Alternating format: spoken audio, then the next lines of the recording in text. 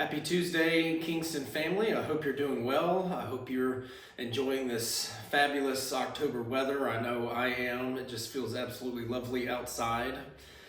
Thank you for being so warm and welcoming to our executive presbyter and stated clerk of New Harmony Presbytery, Gavin Meek.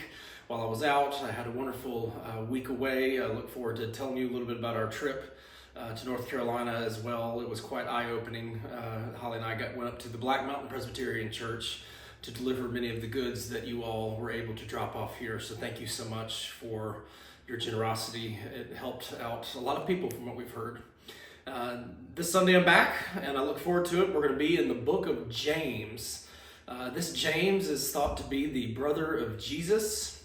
And James touches on a ancient Christian practice that we find in the Bible that we still practice today, both as Protestants and Catholics, and that is the practice of confession. Now, we do confession a little bit differently than our Catholic brothers and sisters who go and confess to the priest. We believe that you can confess straight to God as Protestants. But what is confession, right? Well, confession is that, admission of I've done something wrong. I've sinned against God, against another person. Perhaps I've done something that's not in my own best interests, right? And confession is, it's that admission of it. The Bible has a lot to say about confession. We as Presbyterians, we have a prayer of confession that is found at the beginning of our service where we pray together in unison and then we confess our sins in silence.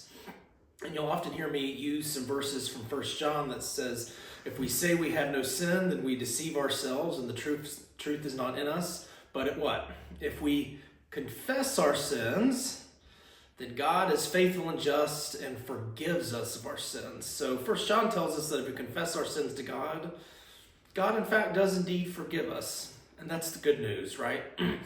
James takes things a step further.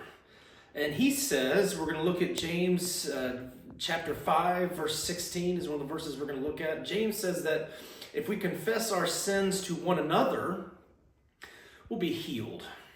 So not only are we going to talk about confessing to God, which is important, we're going to talk about what it means to confess our sins to one another so that we can be healed. I know that guilt is a very heavy emotion to walk around with. We've all felt it at some time. It doesn't feel good to know we've done something wrong, but that's exactly what confession's about.